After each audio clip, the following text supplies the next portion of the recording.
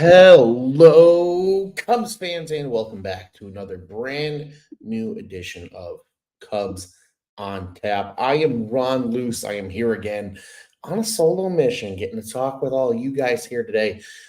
Following, how do I put this? It's frustrating, but almost no longer frustrating because I'm at the point where the Cubs can't hurt me. It's getting to that point. Cubs dropped the series against the Milwaukee Brewers, 2-1.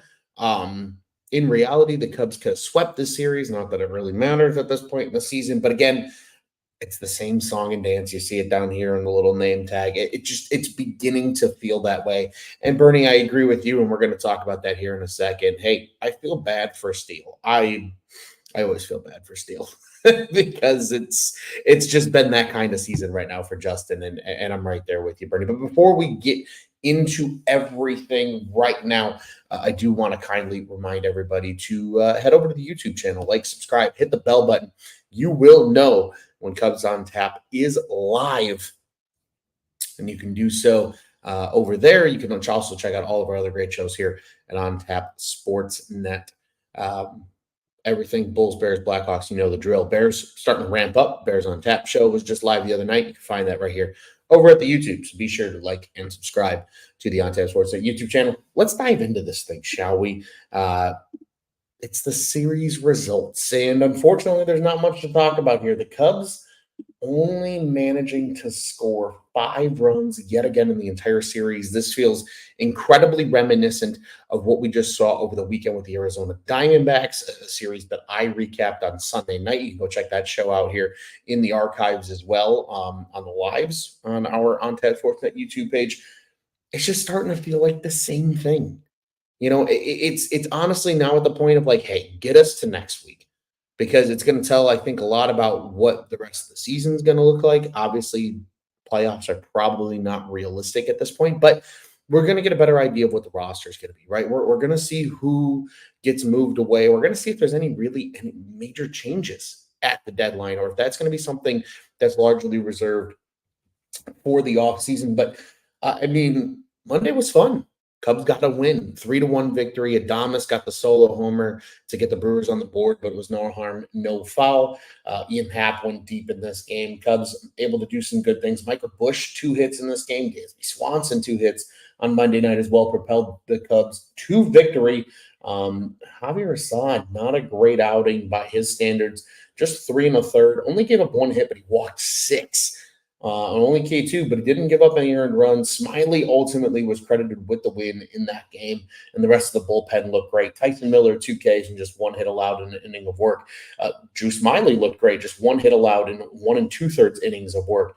Mark Leiter Jr. struck out the side in his 1 inning of work. Porter Hodge gave up the solo shot, but that was the only damage done to him. And then Hector Neris, a relatively clean 9th inning. So that was a fun win on Monday night, but let's just be brutally honest, it really didn't matter. Last night's game is by far the most frustrating of this series, and let me tell you why. The Cubs had too many opportunities to cash in. However, they continued to shoot themselves in the foot by it was finding a way to do something offensively with 2 outs. Everything was 2 outs. They'd finally get base runners on, but there was 2 outs. There was no just ability to have any kind of wiggle room to play some small ball. Maybe the Brewers played small ball. That's how they got their 1 run effectively, with just dinks and dunks and singles and bunts. And that's how they ultimately won Tuesday's game.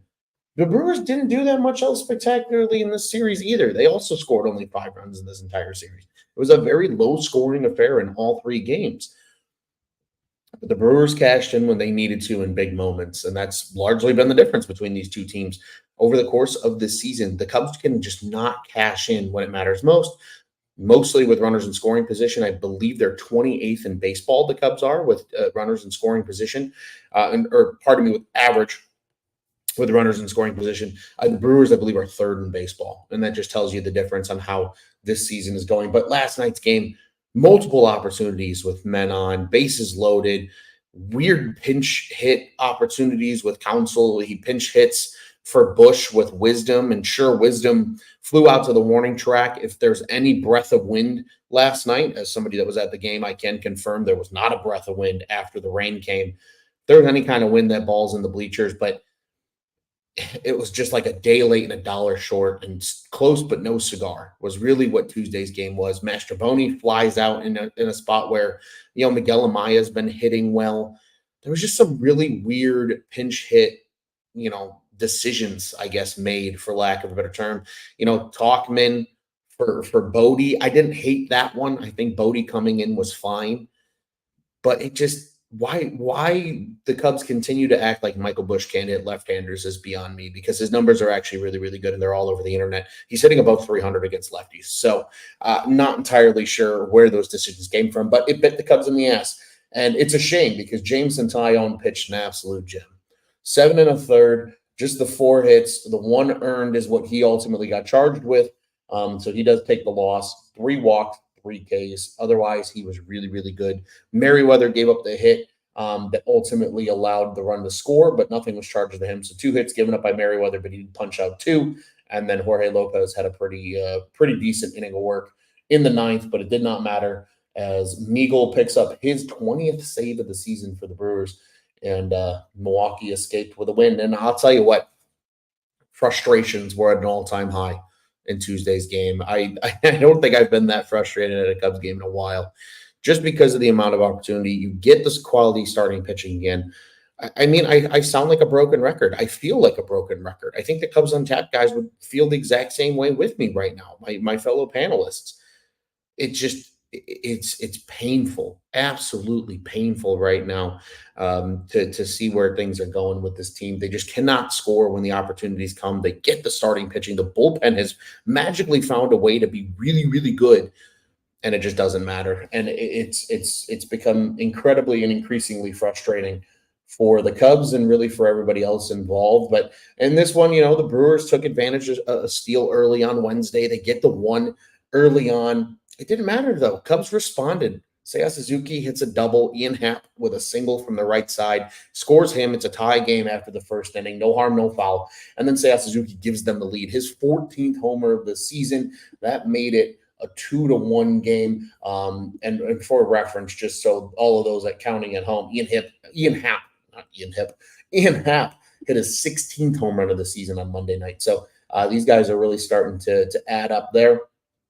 In the top of the 6th, Bryce Terang was able to single with bases juiced. Unfortunately, that run was credited to Justin Steele, because he did allow the base runner, but nobody else scored. So therefore, the Cubs got out of it, tied at 2. But in the top of the 9th,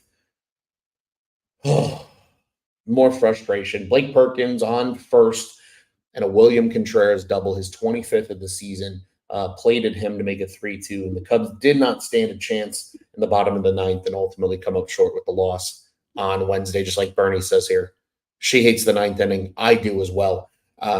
Painful. The 9th inning has been just a crux to this Cubs team all season long. It's been our public enemy number 1, arch nemesis number 1, whatever you want to call it. It's really just, we're at the point now where it's not even frustrating anymore, because it's just the same song and dance. That should have been the title of today's episode. The same song and dance. It's brutal. It's absolutely brutal. But that's the series results. And we're gonna expand on this whole same song and dance thing here just a tad bit more, because this is not even me to tell you like, oh, well, the bats can't hit. No, the pitching's been great. We've done that.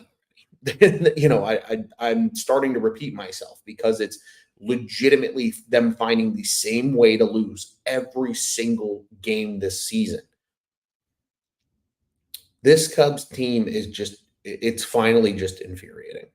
It's to the point where, because it's the same song and dance, this is what I expect the rest of the season.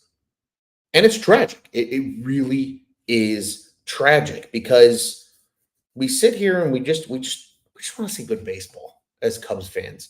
And I know Jeff here in the comments saying the team is supposed to help me reduce my life stress, not add to it.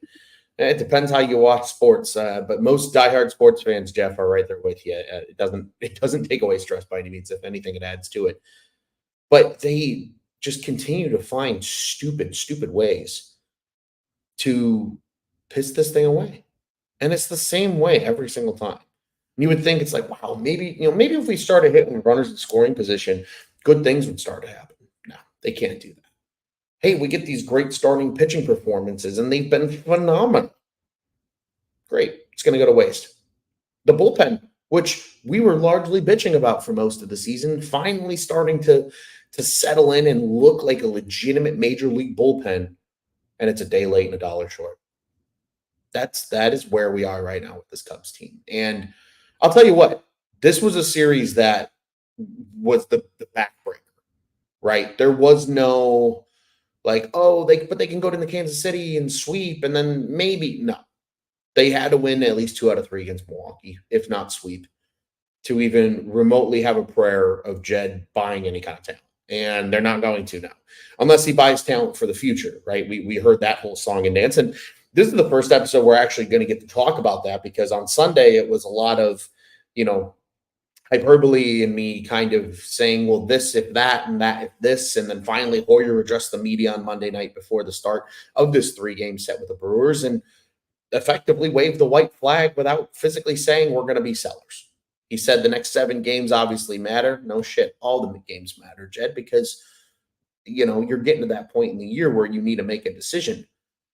But let's be honest, losing 2 out of 3 to the Diamondbacks, now losing 2 out of 3 to the Brewers, the nail has officially been put in the coffin. And it's the same song and dance that has put them there, because this team cannot score when they need to, despite having probably some of the best pitching in the major leagues this season.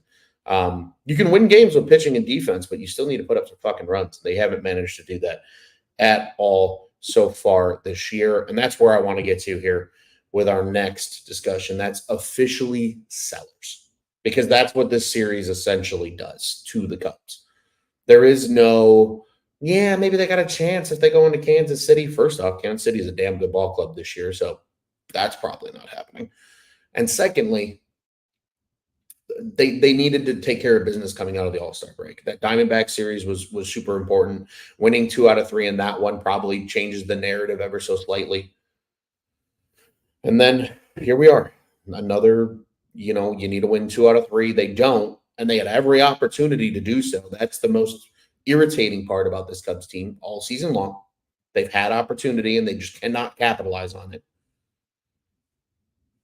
And that leaves us here with this team officially becoming sellers. Now, when I say officially becoming sellers, that means, Jed is going to unmantle probably some pieces of this roster. What those pieces are, I'm not entirely sure. But you're looking at probably Cody Bellinger, realistically, being a name that's going to be floated around and potentially moved here at the deadline. You could see Jameson Taillon move. Again, I kind of discussed this on the show on Sunday. It's got to be for the right price, because he is under control for 2 more years at largely a really good dollar value for a guy that's got what, 2.80, now again a sub-3 ERA. And probably Drew Smyly, who's been really, really good. 2.79 ERA for Drew out of the bullpen. He's looked really good. There's going to be some team in baseball that needs a quality lefty to come out of the pen that probably would love to have Drew Smyly at this point. Smyly got a mutual option for next season. Cubs weren't going to exercise anyway, so he's effectively a free agent at this point in the eyes of the Cubs. I think Cody Bellinger is effectively a free agent to them as well, despite he's probably going to opt in to his deal next year, no matter where he goes. So a team that's buying him is buying him for this year and for next year at minimum, if not for that 3rd year as well.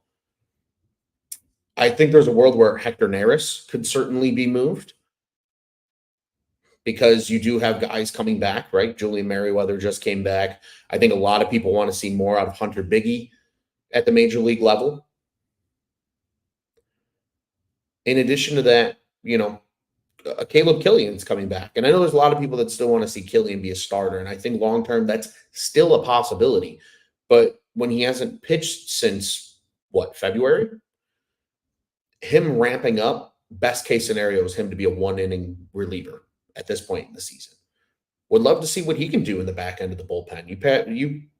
Pitch him and Merriweather together, two guys that touch high 90s routinely that can touch triple digits. I think it's something worth exploring. If you're largely punting on the season, you get an idea of what you have entering the wintertime and ultimately into free agency. Those are the names to me that I'm expecting to move. And I think Tyone being the least likely on that list. But that being said, I think there's teams out there that maybe could call about a Mike Talkman, right? Certainly teams could call about a Seiya Suzuki or an Ian Happ. I don't think it's going to happen, but they could certainly do so.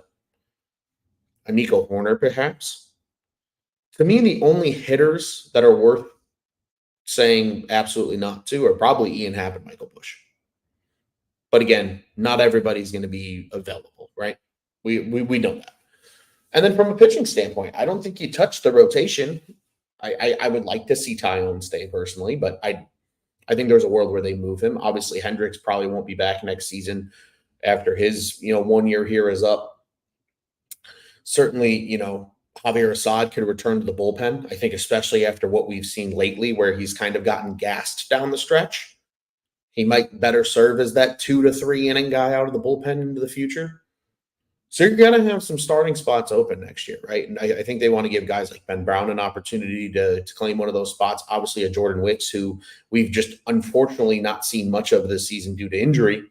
Would love to see him potentially take the bull by the horns and claim a rotation spot next year.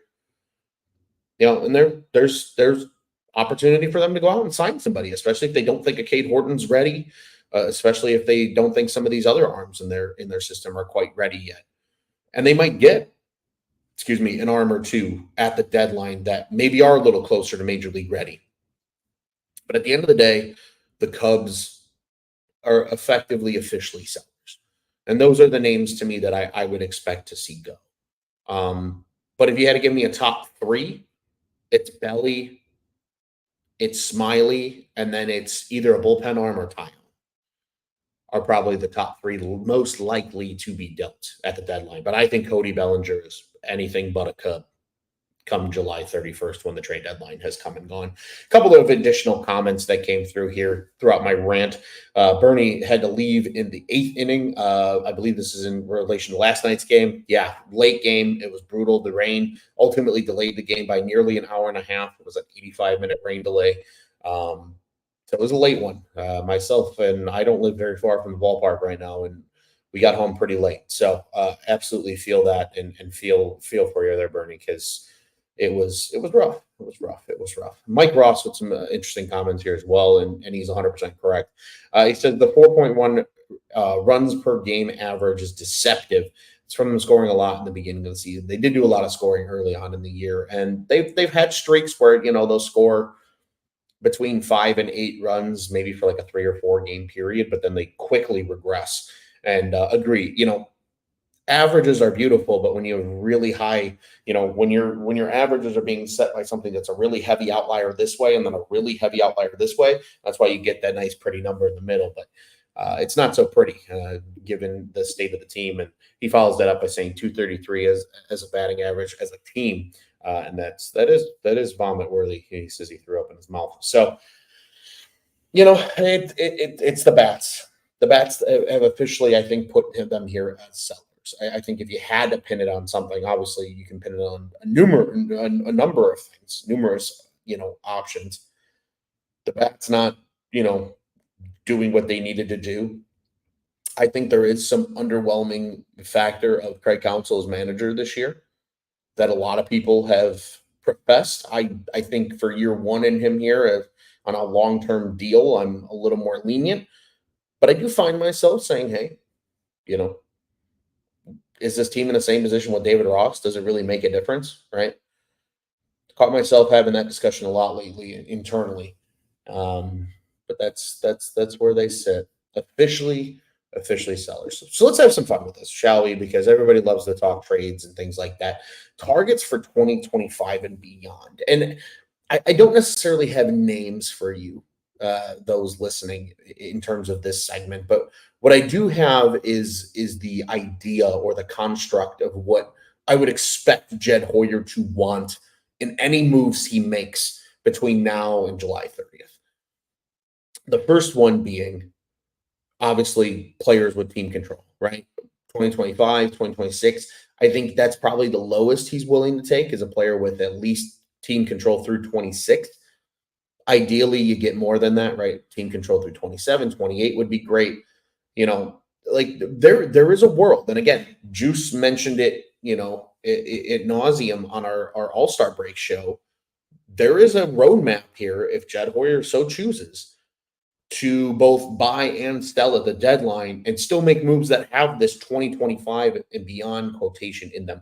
And for reference, the reason that, again, this segment 2025 and beyond is in quotations, anybody that listened to Jed Hoyer's press conference will certainly see that, he said, he's like, hey, if we do make trades, we're not making 1 year rental, 2-month rental trades. Like we're making trades that are going to impact this team beyond the 2024 season, 2025 and beyond. So that is the reasoning for that.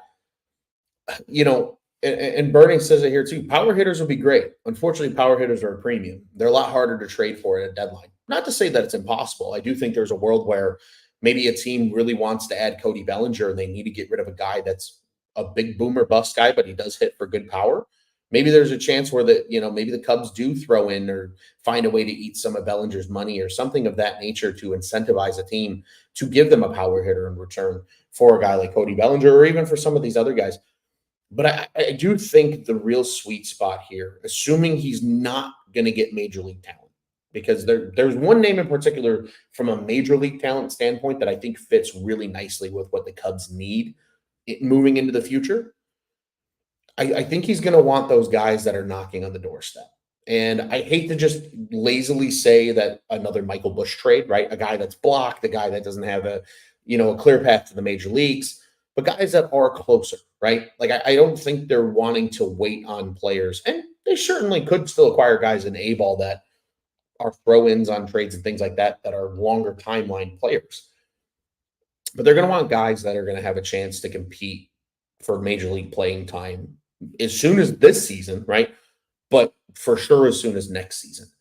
And I don't know where that goes because I don't know what they're getting for some of these trade pieces. I think Jameson Taillon nets them probably a pretty good return if they do decide to trade him because of the control for 2 more years after this one at, again, a very favorable number for a guy with a sub-3 ERA. Maybe you get a couple of pieces there that are a little closer to making an impact. But like, for example, a Drew Smiley probably only nets you 1 prospect, maybe 2. And they're probably lower level guys. You're not getting a top 10 prospect from somebody unless they have a really, really poor farm, for a Drew Smiley. I think Cody Bellinger nets you a good return, but I think a lot of teams are going to essentially treat him as a rental, even though he's more likely than not going to opt into that second season of the contract, making another $27.5 million on his player option. I think he at least is there for 1 more year. So teams can say, okay, we have a year plus of Bellinger. What's that worth to us? Maybe that is worth a top 15 prospect, a guy that is a little closer to the show. Things like that. But I think that is where Jed is ultimately targeting, right? Because, like Bernie says, Busch was a great addition. He sure was. But that was a perfect storm because the Dodgers needed to free up 40-man spots. He was on the 40-man roster. They had no clear space for him because they wanted to give Gavin Lux a chance at second to be the everyday second baseman. Mookie Betts was going to come in and play shortstop. You have a Max Muncy at third base, along with Miguel Rojas, who's played there a lot this year. And then obviously you have a future Hall of Famer in Freddie Freeman at first base. So where was he going to play? That's why it worked out for the Cubs, because they took a swing and said, hey, we can give you a guy who doesn't need 40-man rostering, Jackson Ferris, who's still very much a top prospect, but we'll take your top prospect that needs to be on the 40-man and give him everyday playing time. And it's worked out beautifully, and Michael Busch has been the best Cubs hitter all season, which good for Michael Busch, but that poo-poos what you did with Cody Bellinger, Dansby Swanson, Seiya Suzuki. Ian Happ has gotten back up there. He's hovering right around an 800 OPS again, and I think he's going to ultimately catch Michael Busch as the season goes on. But right now, those are really the only 2 guys that are giving you elite hitting. and they certainly need to add that. So super intrigued to see what Jed does. But to me, that's the target. It's guys that are close. Like they might not be exactly there, but they're close, right? And I think that's ultimately where he goes when it's all said and done. One last thought here with the targets for 2025 and beyond. A player that I would really like to see the Cubs go out and get. Yes, he's a major leaguer. Yes, he would cost you probably a couple of prospects. He has 3 additional years of arbitration control after this one. He's a name I've mentioned on here before as well. And to me, Isaac Paredes would look really, really good on this Cubs roster. I mean, to me, that is probably the perfect storm. I think a Yandy Diaz is right up there too. Because Michael Busch can move around a little bit, play other spots, you could bring in a guy like Yandy Diaz who has a really good track record for his career. Exceptional hitter, an absolutely exceptional hitter. And I'm pulling up some statistics for those listening along with us here in terms of just what they could bring in and grab. And I need to get some Isaac Paredes stats up in front of me as well because he's got some nice numbers and he's having a really really good season for the Rays, building off of what last year was considered a really good season for him as well. A year ago, he had 31 bombs, nearly 100 RBIs. I mean, he had a fantastic season. That was in 143 games for the Rays. And even this year, numbers are a little down, at least if we're talking, power. But even with the power numbers, 18 doubles. He had 24 a year ago, so that's still right on par. 16 homers. So you can make the argument that he's going to pace out to the mid to high 20s, given his track record. As long as he gets over 20, it's his 3rd consecutive year of 20 or more homers. He's got 51 RBIs. I think that's largely partially just the team not being great right now either. He was an 840 OPS player last year. He's a 797 right now, and literally the only difference is because of slugging. His slugging is about 40 points down right now, but hitting exactly the same, 250 with a 352 on base. That's what he finished the season with, exact numbers last year. Bernie asked, but who would the Rays want back? I'm sure they would want one of the Cubs' more top prospects for sure. And I think there's guys on this Cubs prospect list that eventually the Cubs are going to have to make a decision on. And what I mean by that is you either got to play them, which I think this second half of the season is going to be huge for some of these guys, especially on the 40-man roster, to come up and get a look at the major league level and get an idea of what they are and what they can do. But I think there's a world where an Owen Casey is the ask. Now, do I think the Cubs are going to trade that for him? No, because of where the Cubs farm sits and such, like being the top prospect pool or one of the top prospect pools in the league. But there are certainly other names on here that teams could ask for, and I don't think the Cubs would hesitate. Maybe a Christian Hernandez, I think, is certainly a name that the Cubs could be willing to part ways with for the right price. Maybe a BJ Murray Jr., perhaps a Pedro Ramirez, a Luis Vasquez. I mean, somebody probably in that 10 to 15 range of prospect pool is likely where they're ultimately going to go with it and have to, make some decisions. But they're gonna have to figure out where these guys are. I would love to see a Moises Ballesteros get some games down the stretch here for the Cubs. I would love to see maybe even an Owen Casey get some games down the stretch here. Obviously, in both of their cases, you have to add them to the 40-man, and that's a huge, move in adding those guys to the 40-man. So that's why I think maybe a Kevin Alcantara makes a lot of sense because he is on the 40-man. You don't have to make that transaction. Maybe an Alexander Canario down the stretch as well, especially if you end up dealing both Bellinger and a Mike Tauchman, for example. That'd be really, really interesting to see what they do. But Isaac Paredes is a guy I would like to see the Cubs go out and get. Perhaps a Yandy Diaz as well. I know Yandy Diaz power numbers this year are a little down. He's only got 8 home runs right now, but I mean, this is a guy that's hit 273. Great hitter. Won a batting title just a few years ago with a 330 average. I mean, he has been pretty remarkable. And this was just last year, 330, 410, 522. Those numbers have certainly regressed a little bit, but 273, 329, 396 really isn't all that bad. And with him being a little older, he's under team control at a little higher of a dollar value. I don't think he costs as much down the road. And no, I don't think the Cubs are parting ways with Ballesteros either, but I think the Cubs do need to figure out where he is and what he is, right? I don't know if he's a catcher full time. I don't know if he's a first baseman full time. If he's a DH, that's fine. But then he needs to come and take care of business and figure some stuff out at the major league level. So certainly a lot of interesting takes upcoming here for the Cubbies. This series did it. The series did it for me mentally. I'm ready for them to be sellers. Super just intrigued now at this point to see what Jed does, because from here on out, Jed's job's on the line. He's only under contract through the 25 season. Cubs are going to have to figure it out, and he's got an opportunity to make some moves. Obviously, he's not going to fix everything at the deadline, but he's got a chance to make some moves that will set this team up to improve in 2025 here at the deadline. And I'm intrigued to see what kind of creativity Jed dips into, if any at all. I think if he largely stays pat and they don't really do much, and maybe they just sell like a Drew Smiley and maybe one other rental-esque player, I think it's a huge fail. And I think Jed's job should be in question if something like that happens. Before I move ahead, I'm going to take a quick breath. I'm going to take a little sippy out of my monstrosity Cubs cup here. And we are going to look forward, because the Cubs have an off day. So you have an off day. You don't have to think about Cubs baseball and how they're going to blow it by not scoring enough runs. That's what I'm going to do tomorrow. No Cubs baseball on Thursday, but they will open up a 3-game set over the weekend. And next up, it is the Kansas City Royals. We've mentioned them a number of times here throughout the show.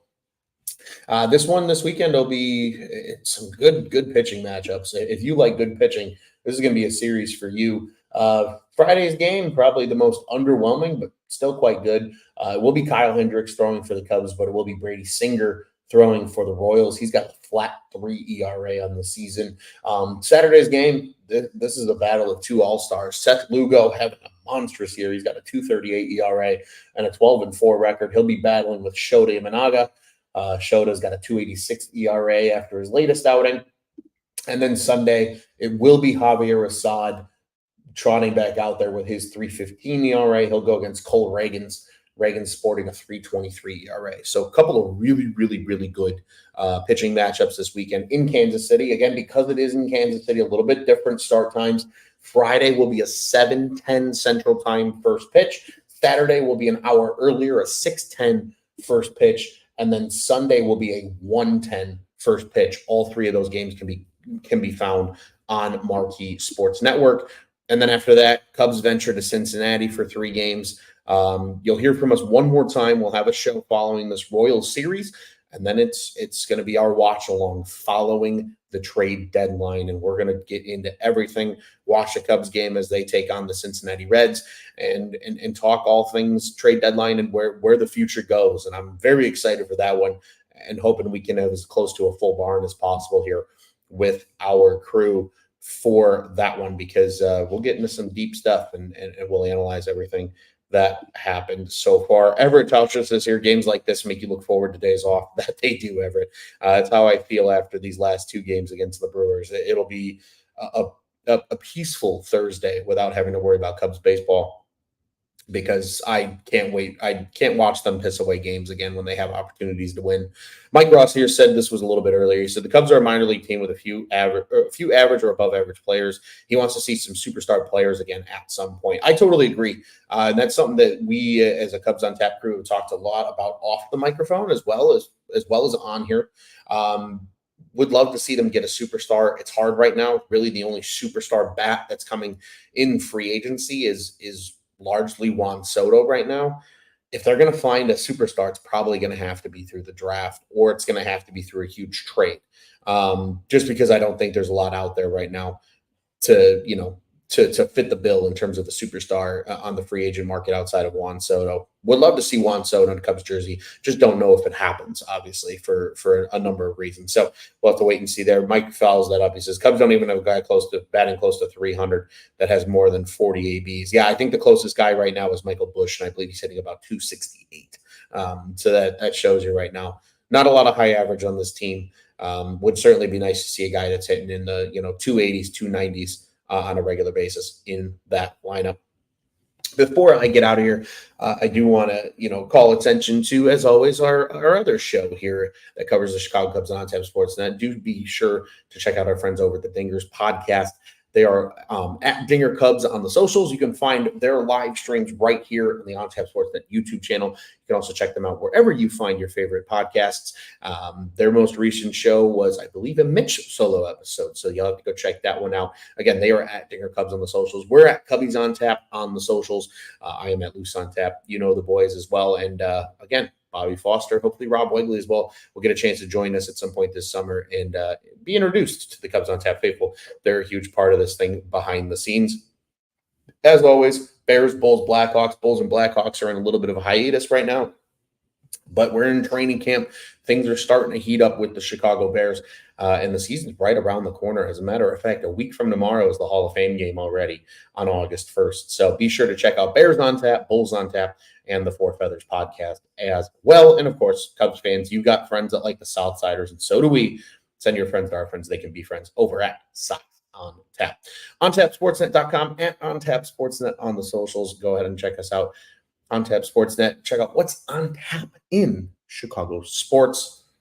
Unfortunately, the Cubs don't get it done in this series. They had every opportunity to do so. I think we're all frustrated and fed up a little bit with this Cubs team, but the trade deadline is coming. It gives something that creates a little bit of intrigue and mystery in the near future here for the Chicago Cubs. We will see you guys after the Kansas City Royals series on Sunday, and then we will be back on Tuesday for that live stream during the Cubs game, a little watch-along action. We're going to get back to those again here down the stretch, and we'll talk about all things trade deadline and what the Cubs did or didn't do at the deadline, and certainly looking forward to that one. As always, I am Ron Luce. I wish you all well. FTB, as always, FTC, and let's go Cubbies.